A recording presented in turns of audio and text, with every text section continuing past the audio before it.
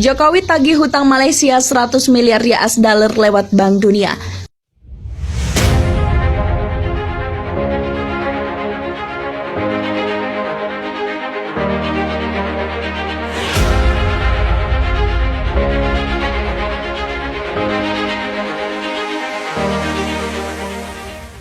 PM Malaysia akan jual lahan hingga pulau demi lunasi utang negara. Nasib satu negara memang bisa naik turun.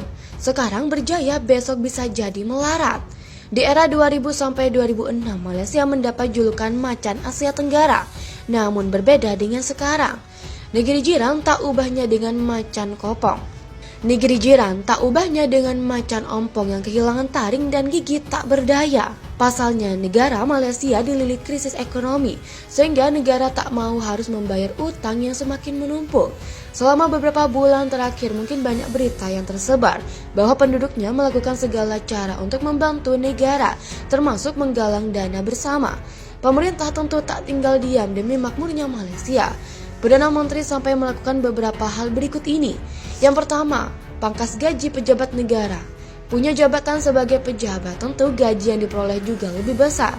Oleh karenanya, PM Ismail membuat kebijakan bahwa gaji para menteri negara akan dipotong sebanyak 10%.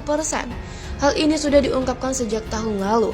Namun bagi mereka yang gajinya kecil, pemangkasan tidak akan diberlakukan. Persetujuan ini juga dialami oleh Raja Malaysia yang ikut menyepakati gaji dan tunjangannya dipotong sebanyak 10% hingga akhir masa jabatannya. Yang kedua, menerapkan sistem pajak yang berbeda. Melansir media Indonesia.com, sejak tahun lalu Malaysia punya rencana akan menerapkan skema pajak baru untuk mendongkrak penerimaan negara. Pun penjualan aset masuk dalam opsi pembayaran utang negara yang kian membengkak. Pajak yang akan diterapkan ini berbeda dari penjualan dan jasa, serta tidak akan memberatkan rakyat menurut PM Malaysia.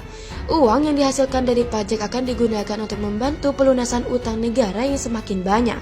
Yang ketiga, rencana untuk menjual aset negara. Sebagai orang yang bertanggung jawab atas semua masyarakat di dalam suatu negara, pasti berat sekali berada di posisi PM Malaysia. Ia harus putar otak bagaimana agar Malaysia kembali bangkit. Selain cara di atas, inisiatif lain adalah menjual aset negara. Dalam hal ini, tanah dan pulau. Kami masih memiliki sejumlah aset lainnya. Bahkan kami mungkin juga perlu menjual tanah milik pemerintah, ucap PM Malaysia kepada wartawan di gedung parlemen, melansir CNN Indonesia.com. Tetapi dalam hal ini, Mahathir tetap memastikan bahwa aset milik pemerintah yang akan dijual harus jatuh ke tangan orang Malaysia sendiri, bukan pihak asing ataupun pihak peminjam Indonesia.